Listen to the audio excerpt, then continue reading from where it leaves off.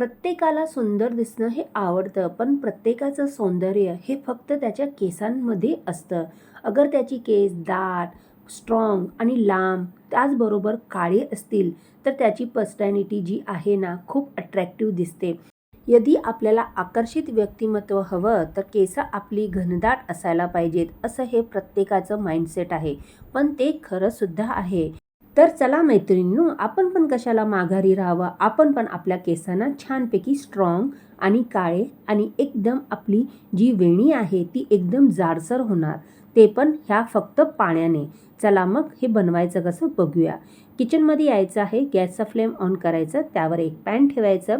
इथे बघा पाणी घालायचं, पाण्याचा वापर करायचा. खारं पाणी अजिबात किंवा बोरचं पाणी वापरू नका. पाण्याला थोडी उकळी आली, पाणी गरम झालं की 1 चमचा त्यामध्ये घालायचं मेथीदाणा. मेथीदाणा हे प्रोटीनचं एकमात्र स्रोत आहे, ज्यामुळे आपली केस जी आहेत ना ती मुळापासून स्ट्रॉंग होतात. त्यामुळे आपल्या केसांना वाढ चांगली होते. त्यानंतर आपल्याला इथे वापरणार आहे आपण लवंग. दिसण्यामध्ये लहान आहे, आपण ह्याला गरम मसाला म्हणतो, पण हा जसा आपल्या जेवणाची चव वाढवतो तशाच प्रकारे आपल्या केसांना सुद्धा खूप सुंदर करतो. त्याचबरोबर केसांना स्ट्रॉंग करतो, त्यामुळे आपल्या केसांची गळती थांबते. आता बघा इथे आपल्याला लवंग घ्यायची पण एक वेगळी पद्धत आहे. ज्या लवंगला एक फूल असेल, वरती जे गोल असतं ते फूल असेल, तेच लवंग आपल्याला इथे वापरायचं आहे. इथे मी फक्त 4 लवंग घेतलेले आहे. लवंगमध्ये युजेनॉल नावाचा एक घटक असतो, जो टाळूचे रक्ताभिसरण चांगलं करतं, त्यामुळे केस गळती थांबते आणि नवनवीन केस उगवण्यासाठी हे लवंग आपली मदत करते. आता हे जे आपण लवंग घेतलेले आहे, ज्यामध्ये आपण मेथी घातलेली होती, त्याबरोबर आपल्याला हे लवंगसुद्धा घालायचे आहेत. माझ्या प्रिय सखींनो, आता पुढे मी ह्यामध्ये आणखी एक पदार्थ घालणार आहे, जो आपल्या केसांसाठी छानपैकी काम करेल आणि आपल्या केसांचं आयुष्य वाढवेल, इतका तो पॉवरफुल चांगला घटक आहे. चला तर ते पण बघूया आपण कोणता पदार्थ इथे घेणार आहे. ते आहे कांदा. इथे बघा कांदा प्रत्येकाच्या घरी असतो आणि प्रत्येकाला इझिली अवेलेबलसुद्धा असतो. आता इथे कांदा घ्यायचा. कांद्यामध्ये सल्फर नावाचा एक घटक असतो, जो आपल्या केसांच्या मुळांना स्ट्रॉंग करतो आणि नॉर्मली आपली केसांची चांगली ग्रोथ होते. हे बघा, केसांची मुळं कुमकुवत झाली असेल तर केस गळती होते. त्यामुळे जितकं होईल ना आपल्याला आपल्या केसांच्या मुळांना स्ट्रॉंग करायचं आहे, त्यामुळे केस गळती नॅचरली ऑटोमॅटिक थांबेल. आता इथे बघा अर्धा कांदा घेतलेला आहे. कांदा हा सालीसकटच घ्यायचा. कांद्याच्या सालीमध्ये पण खूपच प्रमाणात आपल्याला चांगले प्रोटीन घटक भेटतात, ज्यामुळे केसांना वाढीसाठी मदत होते.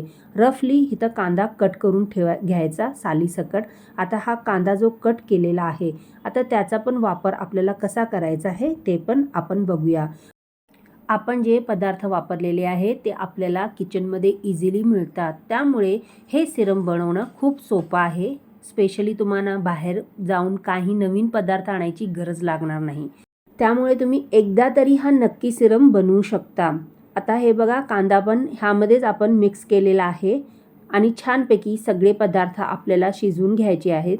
प्रत्येकातली क्वालिटी गुणधर्म वेगवेगळा असला तरी प्रत्येकाचं काम फक्त आपल्या केसांना स्ट्रॉंग करणं आहे, केसांची ग्रोथ वाढवणं आहे. आता हे सगळे पदार्थ छान शिजलेले आहेत. गॅसचा फ्लेम बंद करायचा, रूम टेम्परेचरला थंड होऊ द्यायचं. सगळे व्यवस्थित थंड झाले की नंतरच आपल्याला अप्लाय करायचं आहे. गरम गरम अप्लाय करायचं नाही, त्यामुळे केस डॅमेज होऊ शकतात. आता इथे बघा, एक मी कप घेतलेला आहे, तुम्ही वाटी पण घेऊ शकता. त्यावर एक गाळण ठेवायचं आणि थंड झालेलं हे जे आपण सिरम तयार केलेलं आहे ते व्यवस्थित गाळून घ्यायचं आहे.